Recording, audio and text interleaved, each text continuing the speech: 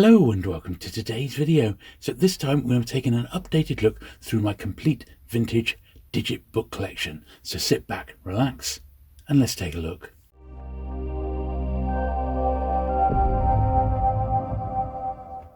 Okay then, so it's probably been about 3 years since I've shown my digit collection on the channel, and since then I've probably added about another 20% or so to my collection, probably about another 40 or 50 books in that time, maybe a bit more in actual fact. And I've probably got now almost a quarter of all the books that were published. Numbers vary a little bit, and I have got a list which I'll link to down in the description of all the Badger books that were released, and estimates, because there's a few missing numbers, but estimates are about 800 or so in all their sort of numbering. Now these early ones here don't actually have a series number, and they're pretty much all war-related memoirs, so a lot of them are non-fiction. On the whole, there's some fiction stories as well, but at this time, sort of in the mid to late 1950s, there was a real market for wartime related memoirs, and I guess people who've been involved in the war, it's like 10 years after the end of the war, there was some sort of nostalgic feelings, and possibly that's why Digit saw that little gap in the market and decided to capitalize on it. So Digit, and Brown Watson was the overall publisher, and Digit Books was their paperback imprint. So lots of these early ones which don't have numbers are sort of wartime related titles, and I've heard people describe Digit as like the poor man's Pan book, in that the covers aren't quite as nice, the artists aren't quite as renowned, and the books themselves aren't of the best quality. And to be honest, there is some truth in that, there really is. However, some of the later ones and some of the science fiction titles are absolutely fantastic, and they do have some really collectible titles within the list. The most collectible one of all is Junkie by William S. Burroughs, but sadly I don't actually have that one. It's far scarcer than the American Ace release, the Digit one, but I don't have one. In fact, I only know one person who does own a copy of the British one. So these are all, they're a little bit formulaic, not really what got me into Digit at the time, but I don't mind war books, so I'm one of the few people who do actually doesn't like it. There's the odd movie tie-in, like this one for example, which is quite nice, and they got some quite early sort of horror and, as I said, science fiction stuff, which is actually really excellent. So we'll see our fair share of those later on, but we have got quite a few to get to, so I'm not going to hang around. But I wanted you to have a look and admire all these early ones. So these early ones aren't in, because I don't know exactly when they're published, because they're not numbered, so they're pretty much just in author surname order rather than anything else. They do vary in size and price, so that was like a 2-shilling one. This is 3 and 6, and it's marked as a Digit Giant, a bit like Pan would do a Pan Giant in the RX series or a Great Pan in the Gs. These were separately marked, and some of them, really nice classic titles there. POW Life in Italy and Germany, and they did their fair share of escape books and prisoner of war titles, but these are quite tricky to collect because there's no series number, and this is prior to ISBN, so the only way I've got these recorded in my collection is just literally by author's surname, A to Z, up to when the numbering comes in, which is about number 180, something like that. And then they started numbering the Digit series. But you have to think that these were distributed very much on the newsstands, almost pulp style, with they would have one run and then they would just be returned, which may be why some of them are quite scarce. Battle of the Bulge, perhaps not quite the Battle of the Bulge that you're thinking of.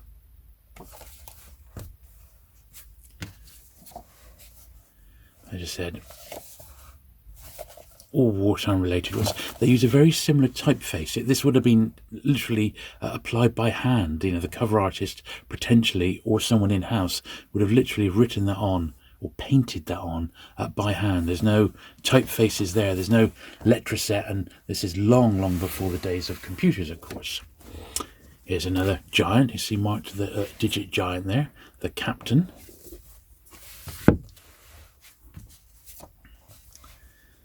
I came back. Another escape book. I said they did do quite a few of these, and of course around this time Pan had published the Colditz story, nice wraparound jacket, the Colditz story to massive success, and every publisher wanted a little slice of the escape market, as it were. So this is the earliest one that I've got with a number, so there we are. So number D, as in digit, I suppose, 139. There we are. So that's the earliest one. So prior to that, there's assumedly 138 which aren't numbered, although as I said, I've not got a full run of these by any means. I've only got about a quarter of the digit output, and it's a tough publisher to collect. I mean, odd ones turn up online, of course. Some of them, as I said, are quite collectible. This is one of the more collectible ones, Simenon, a nice early one there, not a Maigret, I don't believe, but by the Maigret author. And that's the sort of thing that, you know, that is quite a collectible one in nice condition as well.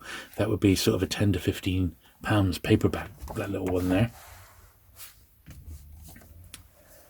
And they still kept publishing the war, but they did launch into other genres. So as we see some crime titles, some what you would call sort of thrillers, then nice early science fiction by some great authors. As I said, movie time. So well, here is our first science fiction title, Gladiator at Law, Pohl and Kornbluth. This is D157, so an early digit SF.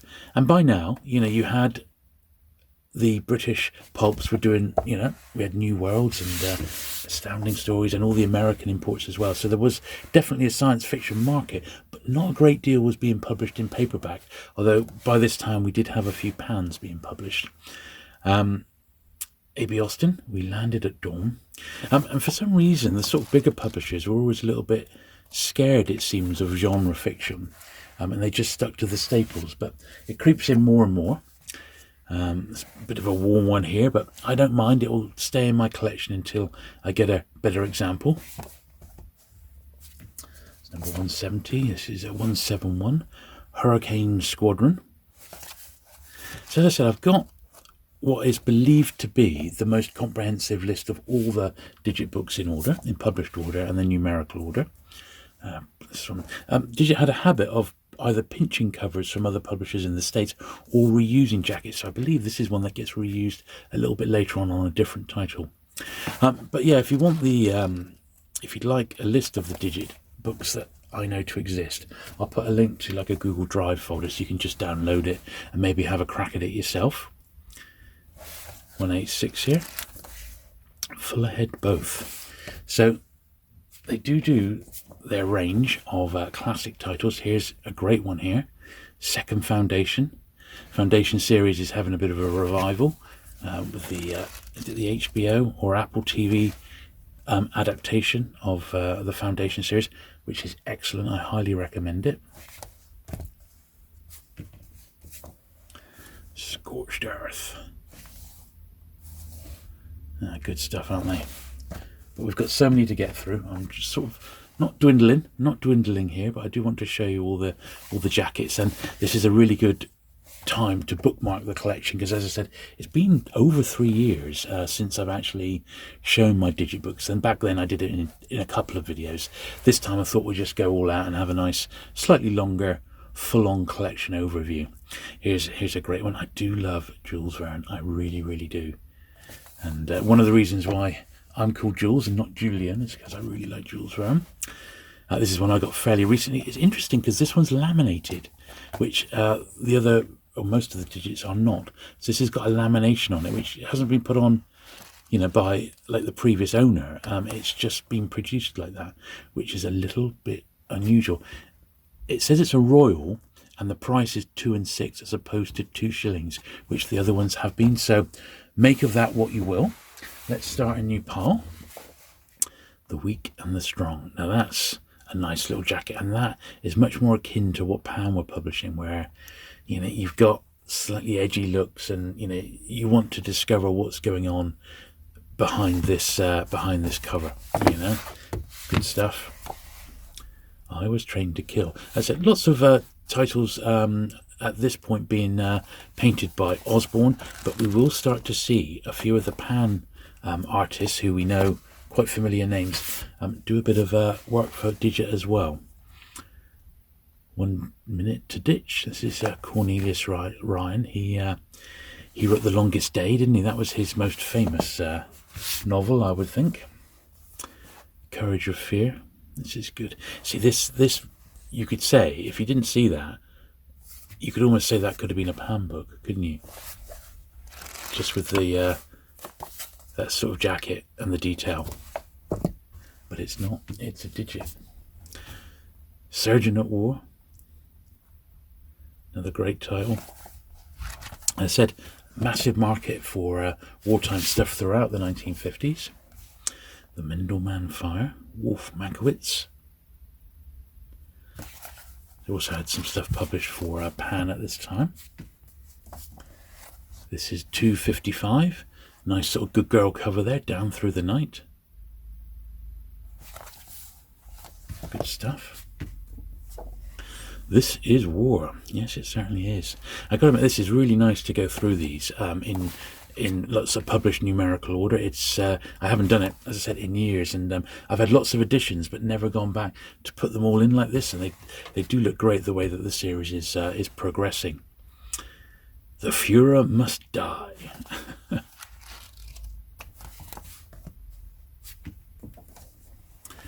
Their Finest Hour. Great stuff. Osborne again. He, did loads of stuff for Digit by the looks of it. Another one here. Always turns up beating up this. This is on my list of titles to upgrade in my Digits. It's got a little UG next to it, meaning upgrade. However, the copies I've found are even worse than this, so make of that what you will. One thing to notice about the Digit books is, generally speaking, they're not reprinted. It's like they have the one print, and if they are reprinted, they don't generally tell you about any sort of details about a reprint. Often they're not dated, so we're giving a lot of these our best guess when the books were actually published, but that's a really nice one. Edmund Cooper. Right, let me get the next one. Now this is a big old thick one, so big thick book, much more unusual than a regular Digit, but the numbering has got a G next to it rather than the familiar D, so I guess the G is denoting it as a Digit giant. I've only got this one fairly recently. I think it's a true crime one. I think. Trial, yeah. And it's a movie time, filmed by MGM. Yeah, true crime. A lawyer briefed to defend Angel Chavez. Well, there you go. I always pick up the big thick Digits because you hardly ever see them. I mean, honestly, I don't care really what condition they're in because they're just so scarce. They Shall Be Remembered. Kenneth Welsh.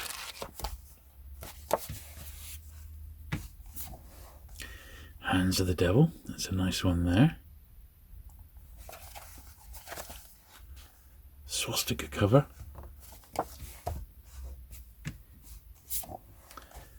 Another lovely jacket. And you can't help but think, personally, that this has probably been pinched from an American title. There's a very, very faint signature there, so maybe someone might be able to spot that, but that to me looks almost too good for a Digit, a British Digit. There you go. Cry Slaughter. That sort of says it all, doesn't it? Bloodshed and Valour in the Pacific War. Lovely. Steel Helmet. And still got their war titles going on here. Jet Fury.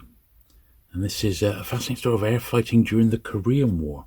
So we have moved on a little bit now.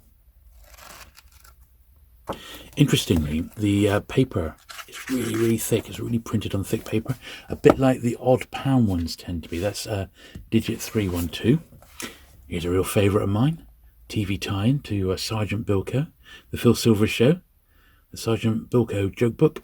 Nat Haken. There is an American edition of this as well. Good stuff.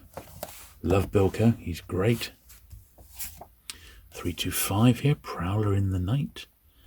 A psychopathic maniac at large. Jeez.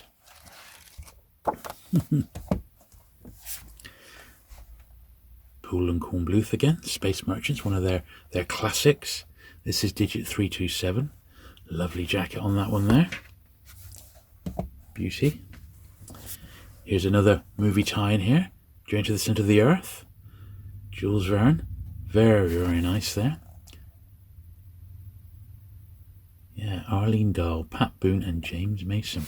It's been a long time since I've seen that particular version of it, but nice to see. Van Vogt, beautiful cover to Mission to the Stars. Really, really like that. Very much of its time, isn't it? What these artists were visualizing sort of robots would look like. Excellent stuff. Really, really nice.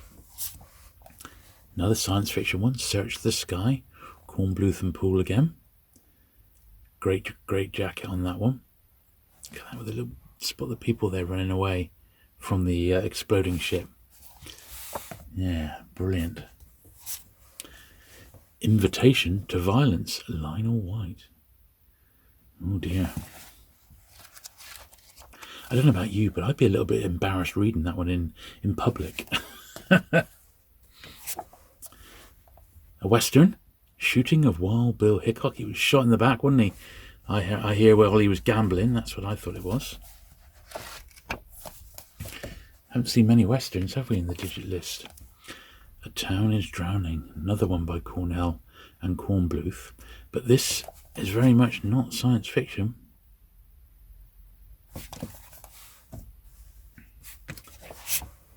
And then the first Robert Heinlein. Great jacket on that one as well. Assignment in Eternity. Gripping science fiction. That's lovely, isn't it? I like that. I like that a lot. I like Heinlein anyway. Emergency Doctor. So there's a few... it's a bit of a subgenre, but some of the publishers do publish these books on doctors and surgeons, and this is one of those. I don't know what the allure was, but I guess we're on to the early 1960s. And we would have had, well, this is copyright 58, that's probably when it was first written, but we would have had the Dr. Kildare series, wouldn't we, which was massively popular. That was early 60s. Shanty Girl, I can't imagine that's been a homegrown British cover. That's come from one of the American ones by the looks of it. Nice subject. Collected in their own right. Here's more science fiction. Van Vogt again. What a great jacket that is as well. Pawns of Nullet. Look at that. He's there in the cockpit. That's great, isn't it? Elements of a little bit of Flash Gordon there. Yeah, that's what that reminds me of a little bit there. Brian Aldiss. Non-stop. Bright pink cover, but sadly mine's got a little bit out the top there. Good stuff though. We like Brian Aldiss. Don't mind him at all. This is a minter. Look at that. Alexander Dumas. Tangier to Tunis. Yeah, nice copy. That appears to be unread. I do have a few which are in really exceptional condition, which we will see as we go along. This one looks like it's sort of been faded. This one, Crime Zone, but I'm not sure if it has, because the digit and the yellow and the red of the digit logo is actually quite bright. But yeah, a true crime story again. It's another early one. I had this when I first sort of started coming across digit books, which is Fury, Henry Kuttner. Another great title. They are great. And another one there which just reeks of like energy, doesn't it? Breakout, once again by Osborne. True Amazing Prison Escapes. So prisoners who got out. I guess that was around the time of the escape from Alcatraz. Gordon Dixon, the genetic general. Did he face a galactic Waterloo? Well, that is the question we'd all like to know, isn't it? Kiss and Tell, Richard Deming. Another one which must have come from an American book jacket, and they've sort of cheekily pinched it. How dare they? Sons of Nippon, which is War in the Pacific again. There's a few books like that. Spaceborne, so E.C. Tubb, another classic of its era. Not such a great jacket on that one. It's all right, but it's, It's not singing to me. Here's another huge one here. Look at this. G453. Marguerite Steen. Bulls of Peril. Obviously on bullfighting. Interestingly, a highly collectible subject in the world of vintage paperbacks. And I know of at least one other collector who collects books on bullfighting, always picks them up. And there's surprisingly quite a few if you start pulling them together. But I haven't got many. The Ernest Hemingway title, I've got a few different editions of. But this one, what a beautiful jacket on that. And whatever your views on bullfighting, it is an interesting subject. I think Hemingway himself sort of summed it up with, he was sort of disgusted but at the same time fascinated by it, you know. There you go. A. Van Vogt, again, the weapon makers. Good stuff. Right, I think I need to make a little bit more room. Okay, I've cleaned the decks a little bit, so we've got a bit more space now. Butcher's Dozen by the Crime Writers Association. So it's a crime anthology with a few familiar names there. I recognise a few of these. Josephine Bell, Roy Vickers, Julian Simmons there, Mary Fitt. Yeah, a few familiar names. And yeah, just an anthology of the Crime Writers Association. There we are. Terror in the Modern Vein. And Macabre Stories, edited by Donald Wilhelm. How cool is that? Rainy did the introduction. And this is Digit's own horror stories anthology, so a couple of anthologies there.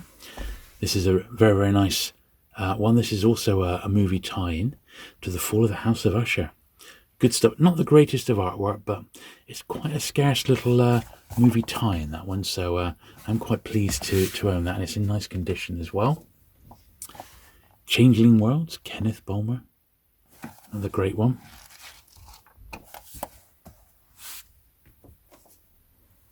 Behind the Smiling Moon. What a jacket that is. A novel of frustrated ambition and loneliness. Oh dear.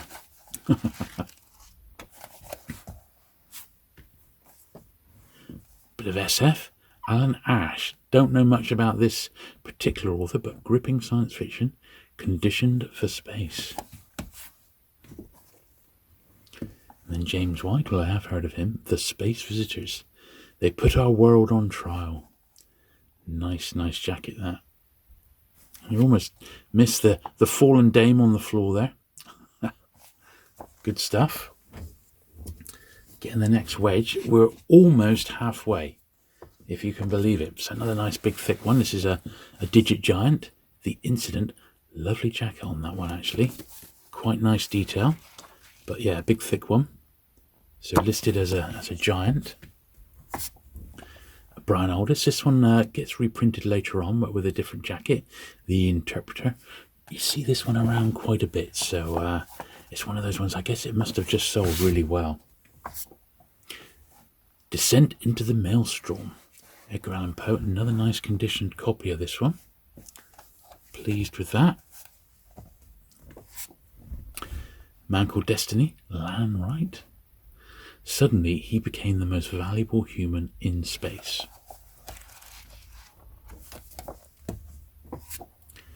Secret of Zai, another Kenneth Bulmer one.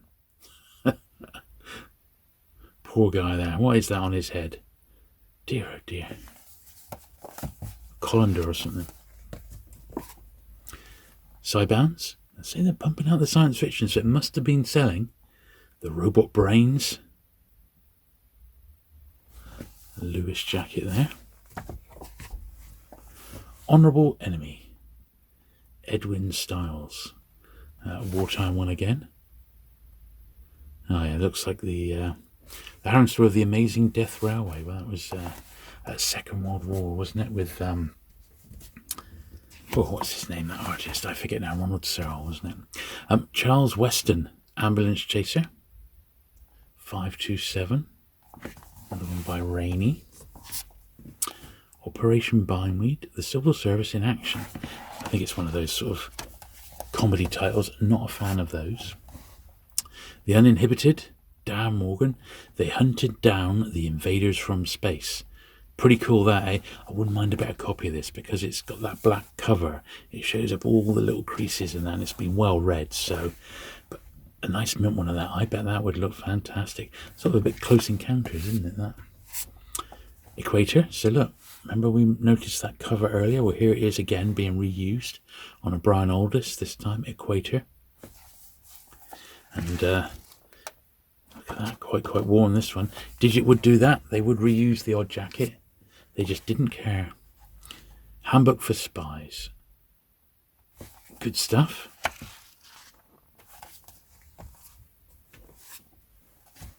A Thousand Ages. D.E. Ellis. Excellent. And then One Step Beyond. So this was the American TV show. It says, from American TV, retold by Lenore Bredson. So I guess that's a still from one of the episodes. And I guess, wasn't One Step Beyond a bit like The Twilight Zone or Alfred Hitchcock Presents? Like short stories with a twist, something like that. Cool stuff. Okay, so here's a cover that definitely looks like a Pound one. In fact, a Pound one that looks like it's been painted by Sam Peffer, but I really don't think it is. There's a touch of a signature down the bottom, but it's been cut off. So I'm pretty sure that that's not a Pef in that particular one. Now we've got another Kenneth Bulmer, Earth's Long Shadow, the colonization of a galaxy. That's cool.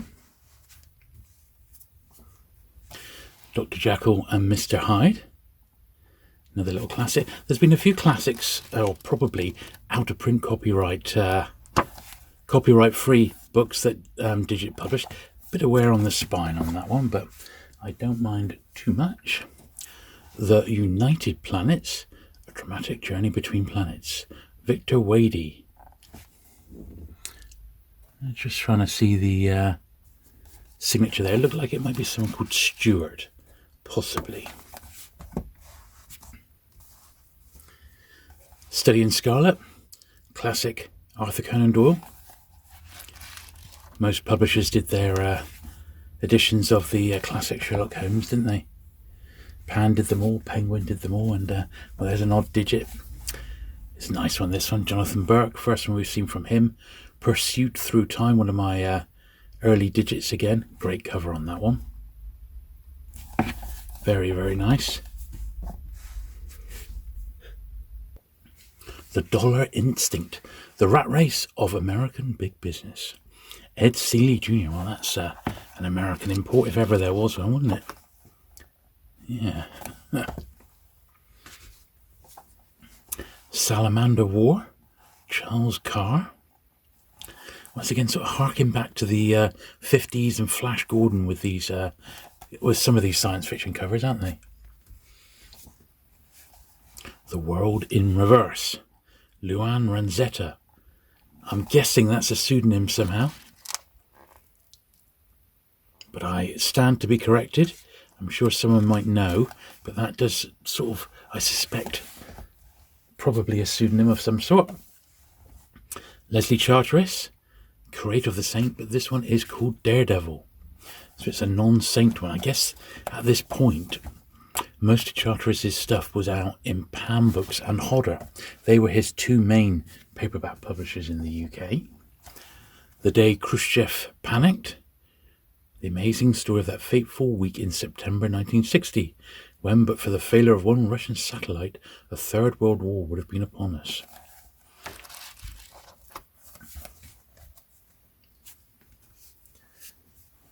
Science fiction again. Galaxies Ahead, Lost in Space. Evidently that was probably on TV at this point. So we're looking at early-ish 60, 62, 63. Here's an Edgar Wallace, one of my early ones again. Sanders of the River. And quite nice copies. I got a few Edgar Wallace and they're all really nice nice copies. Secret Battle, unlike this one, which is a little bit on the rough side. A.P. Herbert.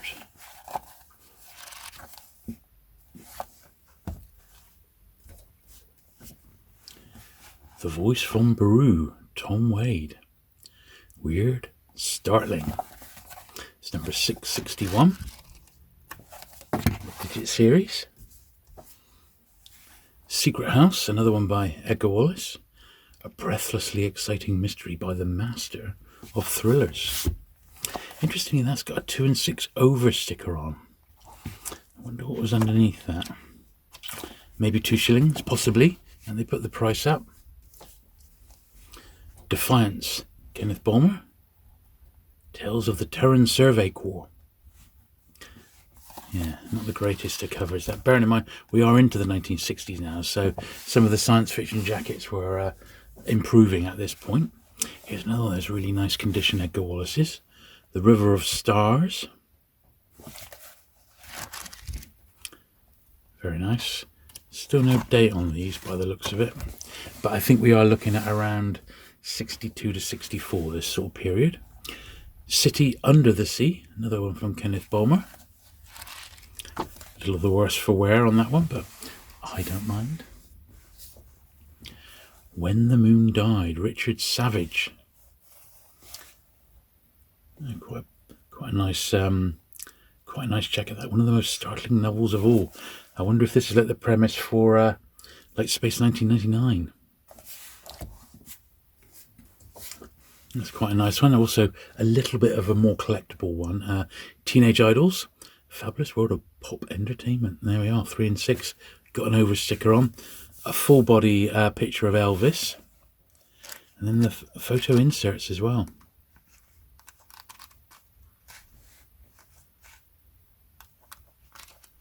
Pretty nice. 1962. There we are. So we were about right on our time periods. Counterstroke, Brian Haven, 682. Lovely. Assignment, Luther, Lan Wright. Looks a bit like the Mekon, doesn't he?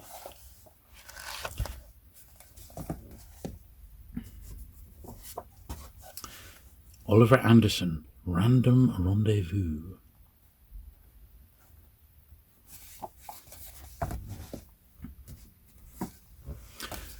Another Edgar Wallace, Bossambo of the River.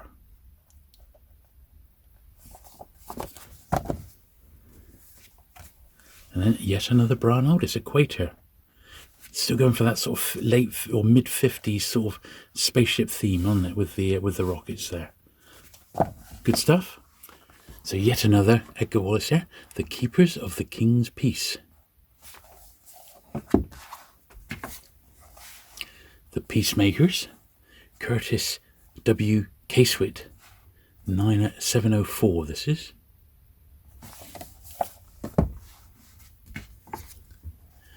The Change, this one I got recently, a science fiction one.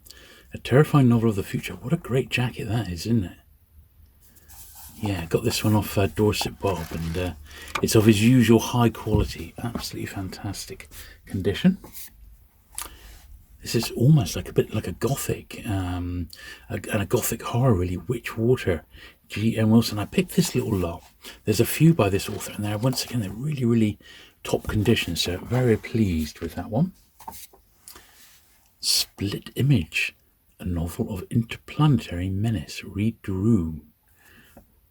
Ruum, and this has got an over sticker there, 2 and 6 again.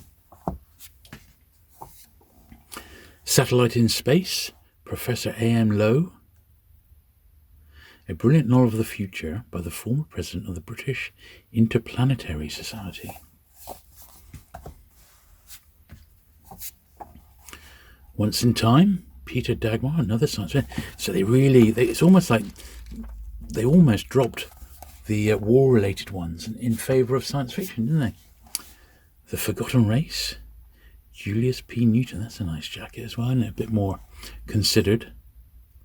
They battled the wonders and perils of alien skies. Edgar Wallace again, The Council of Justice. Known to the underworld as the Four Just Men, they slew ruthlessly in the name of justice.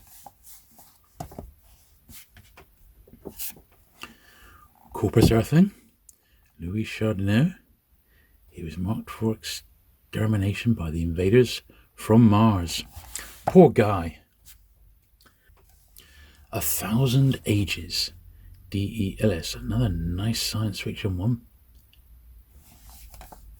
Look at that. Adrift for 1,000 years in the lonely corridors of space, the crew of a spaceship returned to Earth to find a world that has changed beyond comprehension. From Outer Space, Mildred Danforth.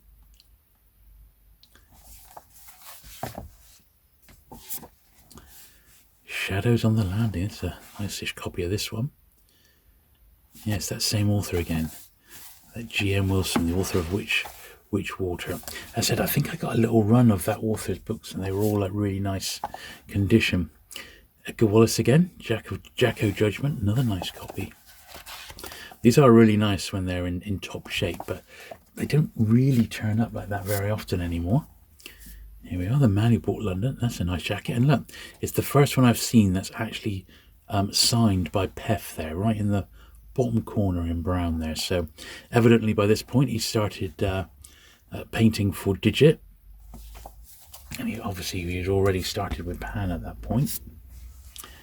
The Interpreter, well, we've already seen this. So this is a reissue with a different number, 766, and a completely different jacket. A very, very nice one as well. That's great stuff, isn't that? So The Big Blues by Pat Bunyan. So about 3 or 4 years ago when I first showed some of my digits, I did have this one. And someone contacted me because it was their father who was the trumpet or cornet player. And he actually sent me a scan of the person actually playing the instrument. So if I can find that, I'll pop it in to the video now. Dead of Winter, Constance Cornish. It's a nice copy, isn't it? Very, very nice, that one. Blue Hand, Edgar Wallace again. He's been changing the ink cartridge, got a blue hand. The Autumn Plot, Bernard Newman. These later ones here, we're looking at about 66 now. Oh, it actually says published in Digit 63. Well, I take it back. I didn't realise these were still quite early on. Creatures of the Mist. From Beyond the Sun. So this is number 780. So we're looking at 63. This one you seem to see quite a bit. The Living Gem. I've seen a few copies of this one around, and maybe it didn't sell, maybe it got remaindered. Yeah, 63 is the date on this. Now we've got our last little stack to go through, so let's make a little bit more room again. So Edgar Wallace yet again, Grey Timothy. Don't recognise some of these, some of his less well-known titles, I'm guessing. Silver Greyhound, lovely copy of that. Very, very nice copy of that one. Nice little jacket as well. By the best-selling author of The Blue Ants. Yeah, I love them when they're nice and mint like that. The Peacemakers, this is a science fiction. Got that little circle there saying science fiction. Curtis Casewit again. Islands in the Sky, this is the first one we've seen from Arthur C. Clarke. This is Digit 802. Good stuff. Verne Hansen, Claws of the Night. I think this is a horror title. Quite nice.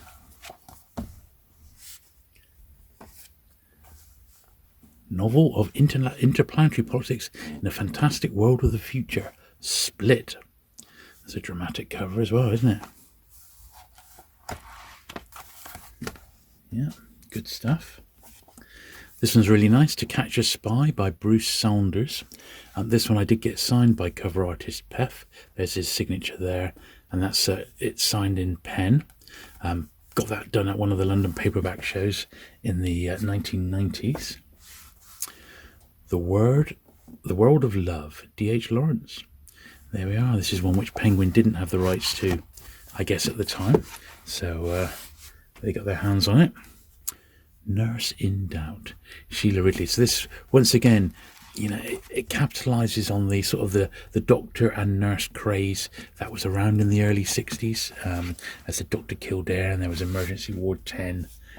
Compact was another one, which is hospital based. This Is Your Life, Bernard Newman. So this is the first sort of wartime stroke espionage one we've seen in ages, because the list had very much changed at this point. Nightmare Cottage, same one by that G.M. Wilson. It's like an early Gothic. These ones, they're like supernatural stories. The Grip of Fear. This is Verne Hansen again. And this one's got a Peff jacket. Not one of his greatest, I would say. More like a vignette, as it were, with a few different elements. But yeah, not a great Peff cover there. Confess to Dr. Morell, Ernest Lee. This one once again is signed by Peff there in silver on the front jacket. This is number 853, Mantissa of Death by David Lewis. This is quite a nice little copy. Awaiting secret agent Richard Carlton in the Caribbean. Danger, torture, and the attentions of a beautiful communist spy. Well, hey. The Iron and the Anger. Yep, science fiction again. Really nice jacket, that one. Really, really nice. Wow, that's good stuff. The World at Bay. Another absolute corking jacket. Look at this. Down they came, weird beings from another planet, while the Earth trembled on the brink of disaster. Science fiction by Paul Capon. Lovely. Beyond the Spectrum, Martin Thomas. Her beauty alone can save her from the clutches of the alien spacemen. No Stars for Us, Robert Ray. They tried to probe a new dimension of tomorrow. Beautiful. And the very last one in my collection is this, Elliston Trevor, Dream of Death, by the author of Flight of the Phoenix. And this is numbered R929. Yeah, this one is numbered R876. So I don't know if these tail end ones are just super difficult to get hold of, or if they're full of genres like romance, that chances are they haven't really been saved. But, as I said, the list is not complete, but there you go. That's my entire vintage digit book collection. So there you go. I hope you enjoyed looking through my vintage digit paperbacks. I think they're a fantastic list to collect. They're good fun. If they do turn up, they're generally not in the best of condition. So really nice tight copies are quite difficult to find, and are becoming a little bit more expensive these days, but you can still find them, and it's worth keeping an eye open because, as I said, I think they're fantastic fun to collect. If you've enjoyed today's video, do please give it that thumbs up. Do please hit the subscribe button if you've not already for regular vintage paperback content, and I'll look forward to seeing you again very soon. Bye.